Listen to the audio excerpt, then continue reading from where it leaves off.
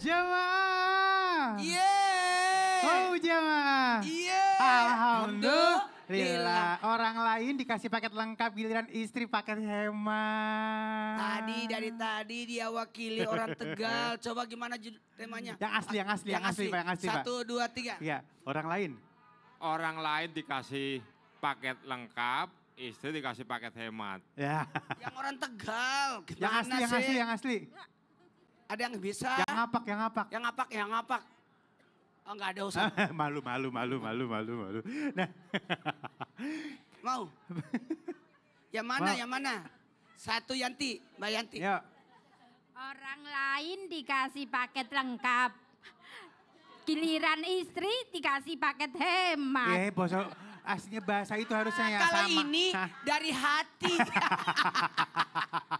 Baik Ustaz, ini katanya udah ada surat ya masuk ya? Astagfirullahaladzim. Iya. Sampai lupa kita. Iya, ini surat katanya dari jamaah mau nanya sama Ustadz dan mudah-mudahan nanti langsung diterangkan seperti apa jawabannya. Ya. Silahkan. Tolong ya kalau bikin surat tulisannya tolong diperbaikin, besarin. Kemudian jangan tulisan dokter. Bismillahirrahmanirrahim. Assalamualaikum Ustadz. Sudah bertahun-tahun suami memberi nafkah selalu tidak cukup. Padahal gaji UMR. Dan selalu dapat bonus. Tapi saya diam aja. Saya nurut sama suami.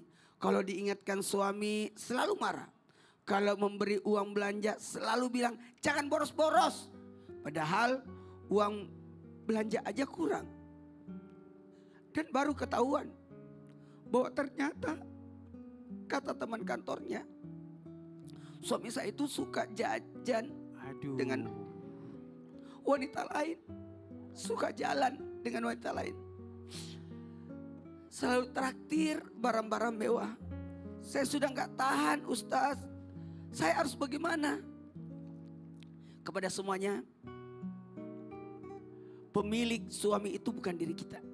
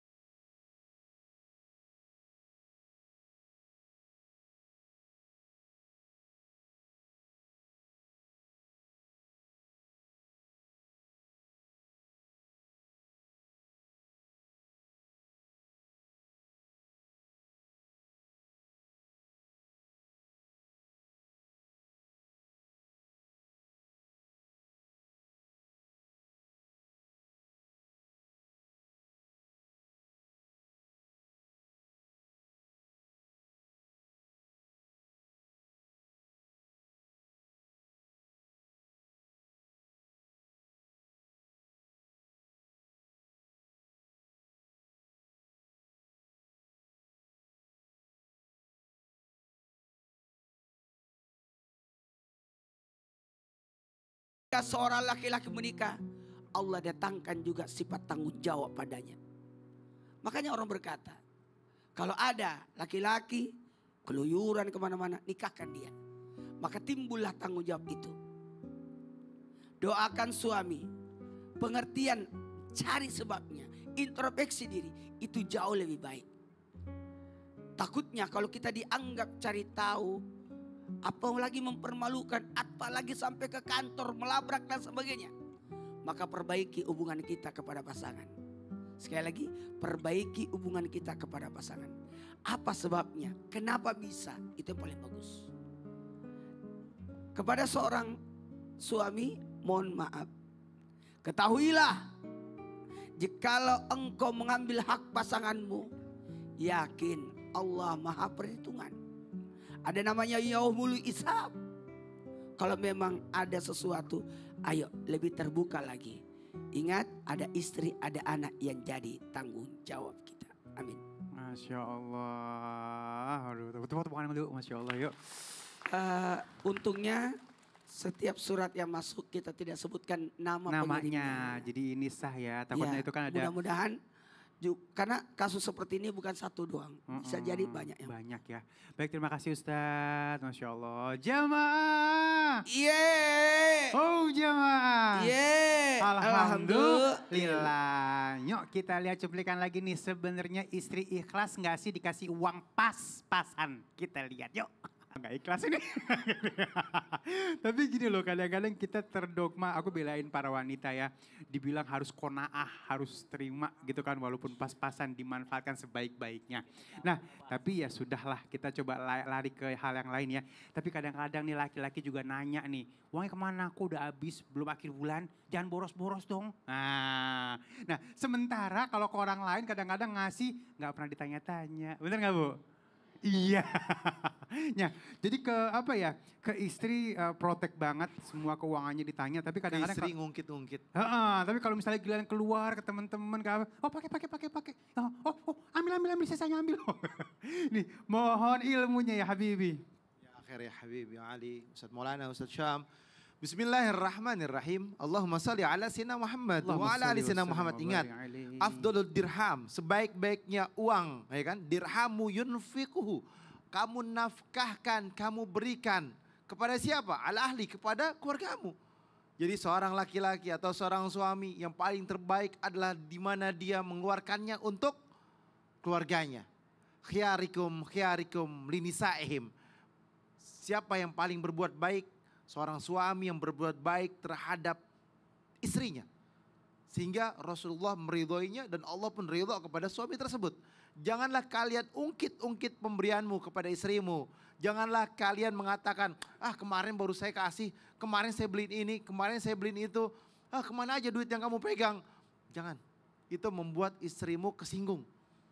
Jadi biarkanlah, kalau udah kasih ikhlaskan. Dia gunakan buat apa, keperluan apa, bismillah. Yang penting tidak ada keributan di dalam rumah tangga. Di dalamnya penuh dengan kebaikan, di dalamnya penuh dengan keberkahan. Yang dikatakan sakinah, mawaddah, warahmah, bentuk daripada cinta, kasih sayang, dan ketenangan dalam rumah tangga adalah kebaikan, pemberian daripada suami terhadap istrinya yang dia tidak ungkit-ungkit. Istri itu udah 24 jam mengabdikan dirinya untuk mengurus siapa? Mengurus suaminya, anaknya, ngajarin anaknya, nyuciin, terus ngapain lagi? Masak, nyiapin pakaian, terus nyiapin makanan, terus apa lagi? Bersihin rumah, dan lain sebagainya. Jangan kalian ungkit-ungkit. Jerih payah dia, capeknya dia, pahala bagi dia. Dan kecapeannya dia atau keringatnya dia merupakan daripada apa? Untuk rumah tangga dan keluarga. Hormati, muliakan, sayangi, cintai. Siapa yang mencintai suaminya dengan tulus dan ikhlas kepada istrinya dan berharap akan ridhonya Allah dan Rasulnya. Ada suami yang selalu berusaha tidak menyakiti hati istrinya, tidak menyakiti hati siapa lagi? Orang yang dia sayangin, orang yang dia cintain, dan dia adalah suami yang baik. Suami yang baik. Tapi ada juga suami, dia tidak pernah menyakiti hati orang lain, tapi selalu menyakiti hati istrinya. Sebentar-bentar disinggung, sebentar-bentar istri dijadikan musuh, sebentar-bentar istri dimarahin, sebentar-bentar dicari kesalahannya. Ini gak benar, sama orang lain baik, tapi sama istri zalim. Ini adalah perbuatan yang tidak baik. Prinsip menikah itu harus percaya. Kalau ngasih uang ke istri pun gak ada ruginya. Yang ada apa? Rezekinya berkah, lancar, ditambahin sama Allah Subhanahu Wa Taala. Karena sebaik-baiknya sedekah adalah terhadap istri sendiri, Masya Allah. Aduh nikmat, terima kasih Habibi, tepuk tangan dulu. Banyak banget ilmu hari ini ya. Masih banyak lagi nih ya, kita minta sama Ustaz Syam. Siap. Ustaz Syam, ini tadi kan udah agak kesinggung dikit nih. Istri adalah barang kepemilikan. Istri emang barang kepemilik. Emang ibu barang kepemilikan Bu? Emang ibu barang kepemilikannya Bapak ini? Iya milik ya. Iya, Maksudnya gini, zaman dulu pacaran, bener gak dalam pacaran ya? Gak perhitungan, bener gak? Iya nggak perhitungan, nggak ya istilahnya nggak ditanya-tanya segala macam. Nah begitu dimiliki, nah ini dia nih jadi barang. Begitu dimiliki kadang-kadang nggak seasik pada saat sebelum dimiliki. Kenapa? Nggak akan komplain, pasti nurut, pasti akan nerima, pasti. Nah ini untuk menyikapi ini gimana? Kadang-kadang akhirnya jadi berontak nih istrinya ya. Silakan Ustaz. Bismillahirrahmanirrahim. Terima kasih Bang Ali, tabi guruku Ustaz Maulana Habib Utsman, para alim ulama yang belakang Allah Subhanahu wa taala. Beberapa suami oknum tidak semua. Beberapa suami memperlakukan istri dengan buruk ataupun pelit. Karena merasa bahwa istri itu ya sudah ku ambil dari bapaknya, sudah terjadi akad nikah, sekarang jadi tanggunganku, saya penanggung jawab atasnya, berarti istri itu adalah milikku katanya. Subhanallah. Maka suami-suami yang seperti ini, oknum ini berpikir bahwa istri itu akan selalu ada di sisinya, selalu bergantung padanya, karena apapun perlakuannya maka sang istri akan terima. Memang bisa jadi istrimu rela. Bisa jadi istrimu sabar, bisa jadi istrimu diam saja, bisa saja istrimu tidak bisa melawan. Tapi ingat, dia punya Tuhan yang maha kuasa. Nah loh. Ingat, dia punya Allah yang maha melihat. Mungkin mertuamu tidak melihat, tapi Tuhannya mertuamu maha melihat. Mungkin daripada istrimu tidak mendengar, tapi Tuhannya istrimu maha mendengar. Maka bukan takut kepada istri, bukan takut kepada mertua, bukan takut akan penilaian orang lain. Takutlah kepada Allah yang maha melihat, maha mengetahui. Innallaha alimum bidzatis sudur. Bahkan Allah itu maha mengetahui sampai sedalam-dalamnya daripada palung hati kita. Maka subhanallah, ada adab-adab terhadap pasangan di mana Nabi SAW mengingatkan as-salah, as-salah, as-salah. Jaga salatmu, jaga salatmu, jaga salatmu. Wa ma malakat aimanukum. Dan jagalah orang-orang yang menjadi tanggung jawabmu. Jaga dari mana? Jaga di dunia sampai kau gandeng dia, kau tuntun dia, kau bimbing dia menuju surganya Allah Subhanahu wa ta'ala. Karena semuanya akan dimintai pertanggungjawaban di hadapan Allah. Sekarang kami bisa ngomong dengan lisan karena Allah izinkan lisan ini bicara, tapi akan ada waktu di mana lisan ini sudah tidak diizinkan bicara. Apalagi yang diizinkan bicara? Al-yawma nakhtimu ala afwahihim wa tukallimuna aydihim. Nanti di hari kiamat mulutmu sudah tidak diizinkan bicara sama Allah, justru tanganmu yang akan diizinkan bicara oleh Allah. Maka takutlah kita akan hal tersebut, karena nanti di hari kiamat mulut ini udah nggak bisa ngomong, tangan yang ngomong. Bagaimana perlakuan kita terhadap pasangan kita, bagaimana perlakuan kita kepada anak perempuannya orang yang kita ambil ke rumah kita, anak perempuan yang disayang oleh ayahnya, yang dimanja oleh ibunya, yang diurusi oleh orang tuanya, lalu kita ambil anak perempuan tersebut ke rumah kita, lalu kita sia-siakan. Ingat, ada Tuhannya yang maha melihat. Aduh, kalau begini mah udah serem dah ya. Subhanallah. Istilah kita nggak berani main-main ya. Jadi bukan takut padanya, tapi takut kepada Tuhannya. Allah, mantap. Terima kasih. Sama-sama Bang Ali. Tepuk tangan dulu yuk. Ini ya, aku sih nggak takut sama kamu. Aku takut sama Allah. Iya, udah selesai semua tuh pastinya ya. Baik, sekarang kita masuk ke dalam sama tanya dong Ustadz. Iya, kami. Iya ya. Baik, siapa yang mau nanya? Siapa yang mau nanya? Oh, sudah sini dulu yuk. Yang maju ke depan ya sini, yang maju ke depan ya. Baik, namanya siapa? Jangan jauh-jauh sini. Mari sana. Iya, silakan Ibu cantik. Bismillahirrahmanirrahim. Assalamualaikum warahmatullahi wabarakatuh. Waalaikumsalam warahmatullahi wabarakatuh. Perkenalkan, nama saya Hajah Nurlaili Mahmudah dari Majelis Taklim Dzikir Istighosah Desa Kedung Bungkus, Kecamatan Tarup, Kabupatennya Tegal. Panjang, iya. Kode posnya berapa? Namanya tadi panggilnya siapa? Panggilnya Ibu siapa? Leli, aja Leli. Leli boleh, Leli ya. Mau nanya sama Mahmudah siapa? boleh. Mau nanya sama siapa? Izin tanya sama Pak Ustadz Maulana. Pas, silakan. Izin tanya nggih Pak Ustadz. Jadi Tegal apa? Tegal kan Oh, ngomongnya Tegal. kayak gitu. Tegal ya. Iya. Ya nanti kalau nggak ngerti saya artiin Ustaz. Silakan. Katanya kalau seorang suami yang terlalu pelit alias bakhil, alias perhitungan, itu akan didoakan oleh malaikat menjadi bangkrut. Aduh ya Allah. Padahal itu kan doa yang tidak baik. Lah kalau seandainya yang mendoakan itu malaikat, apa akan dikabulkan oleh Allah? Aduh, ke langit malaikat yang doa ya. Iya. Iya, itu saja mohon penjelasannya dari Ustadz Maulana. Ya. Sekian. Iya. Assalamualaikum warahmatullahi wabarakatuh. Waalaikumsalam warahmatullahi Ibu di sini dulu wabarakatuh. Ya. Baik, kita sama-sama mendengarkan lagu kebangsaan Indonesia Raya. Berdiri semua yuk, berdiri semua.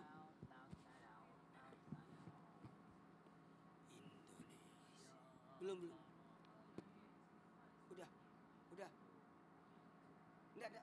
Sudah Indonesia Raya, udah. Indonesia.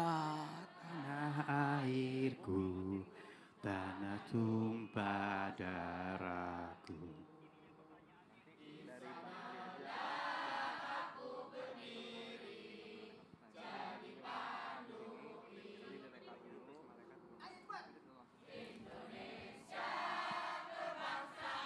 Lebih cepat, langkah bukit.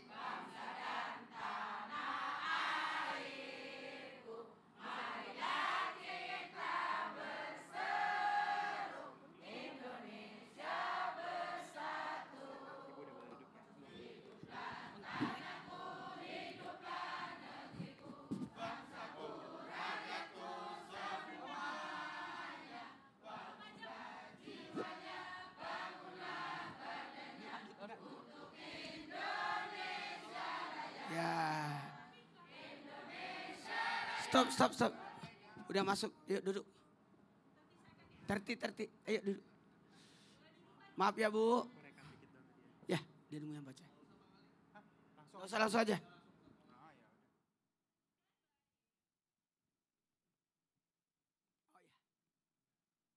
Oke, siap.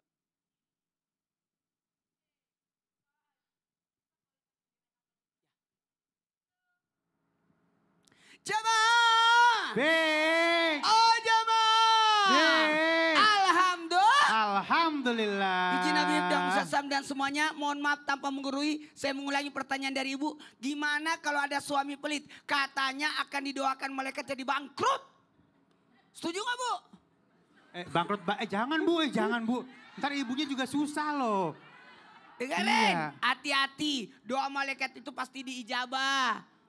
Apalagi doa keburukan pasti kena itu. Hati-hati ya. Nah, maaf tanpa menggurui hanya mengingatkan. Malaikat mendoakan setiap subuh. Siapa yang bersedekah di waktu subuh, ya Allah berikan keberkahan daripada hartanya. Tapi siapa yang menahan pelit, itu akan bangkrutkan dia. Bahkan suatu ketika Rasulullah naik mimbar, disebutkan malaikat Jibril berdoakan. Siapa itu? Masuk neraka.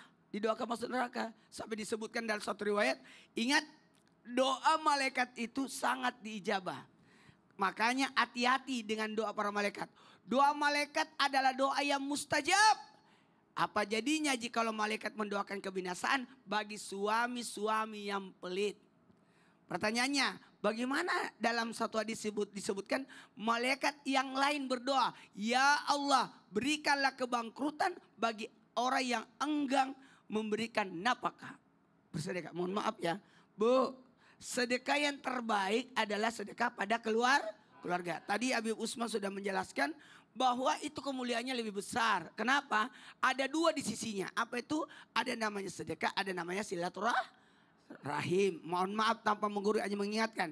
Nih, ada 3 yang mengenai laki-laki suami yang tidak mau menafkahi. Atau belit, jangan cuma pintar mencari nafkah. Tapi ada baiknya pintar memberi nafkah. Saya ulangi, jangan cuma pintar mencari nafkah. Tapi harus pintar juga memberi nafkah. Mencari nafkah semua orang bisa. Tanpa punya istri pun pintar semua. Tapi dalam hal ini yang harus dicamkan memberikan nafkah. Ini ada 3. Yang pertama, ketika ada laki-laki pelit, tidak memberikan nafkah, maka itu termasuk maksiat. Berarti dosa. Dan bisa mendapatkan siksa. Tadi salah satunya adalah doa malaikat. Yang ketiga, apa yang ketiga? Jadi termasuk maksiat, dapat siksa. Dan yang ketiga, mohon maaf, yakni akan termasuk orang yang zolim. Ya Allah. Termasuk orang yang zolim. Maka sebaiknya seorang suami yang baik bukan hanya berkewajiban memberi nafkah, tapi bagaimana dia memuliakan keluarganya. Kebayang nggak kalau anak istrinya mengemis? Ya Allah, naudzubillah min zalik. Siapa yang malu? Jangan sampai, naudzubillah min zalik, ya Allah ya. Artinya bahasanya ada pemasukan, ada pengeluaran, ada hak keluarga juga harus dikasih ya Ustadz ya. Makanya yang paling bagus semua uang serahkan ke istri, nanti istri yang ngatur. Ngatur ya. Coba laki-laki pergi ke pasar, 1 kilo. Kalau perempuan kan bisa satu genggam, bisa nawar. Iya benar. Tepuk tangan dulu ya. Aduh happy banget nih para istri nih pastinya ya. Baik, alhamdulillah kita masuk ke dalam segmen curhat dong Ustadz. Iya, kami curhat. Siapa yang mau curhat? Nih pasti nih banyak nih. Ibu semua aja yang mau curhat. Yuk depan yuk. Sini, di sini sayang, depan. Yuk. Iya, kita ke tengah sama kayak tadi. Ini minta ilmunya dari Ustadz Syam dan Habib Usman. Silakan. Yuk.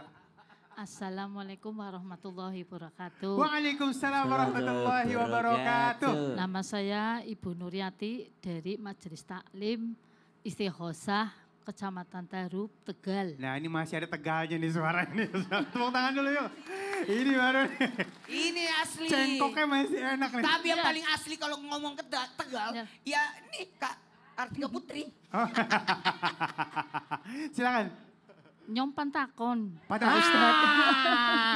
Udah. Ya nggak apa. Ustadz sini aku artiin. Bahasa Tegal. Ya lanjutin. Aku pentakon Pak Iya, Ustadz. mau nanya. Iya saya mau tanya. Iya. Oke. Saya punya saudara. Aku duit saudara. Saudaranya ada yang saudara. menguasai harta. Nguasain harta. Iya, harta warisan. Jingge. Yang saudara ini semua masih punya ingin apa ya? Pakai bahasa Tegal aja nggak apa daripada pakai Tegal aja. Iya nggak apa. Kalau kita nggak ngerti kita nggak sedulure jawab. kabeh sih pengen duwe apa ya? Menguasai. Enggak, maksud pengen apa ya? Rasan ngono kayak aku wis lah. Ampun dah. Menguasain harta. Kak itu Kak saudaranya ada yang sedulure. Saudaranya. Ya, anak sing menguasai harta. Warisan. Iya. Sing liyane membutuhkan Pak Ustadz. Yang lain masih membutuhkan. Bagaimana? Ada berapa bersaudara? 10. Wow. 10. Keluarga besar. Yang mau nguasain yang pertama, kedua, ketiga? Pertama. Yang pertama biasa gitu ya. Kenapa alasannya dia mau nguasain hartanya, kenapa? Paling membutuhkan gitu bagaimana? Ya. Gimana ya? Karena ngerasa dia yang punya apa gimana? Pengen menguasai lah. Laki-laki perempuan? Laki-laki. Baik. Yang bermasalah dia atau istrinya? Berarti kakak kandung. Yang lanang, yang laki-laki. Lanang. Iya. Ustaz Syam silakan. Masalah warisan tidak ada istilah membutuhkan, tidak ada. Mau sekaya apapun kalau dia ahli waris tetap punya hak waris. Mau semiskin apapun kalau dia bukan ahli waris tidak dapat.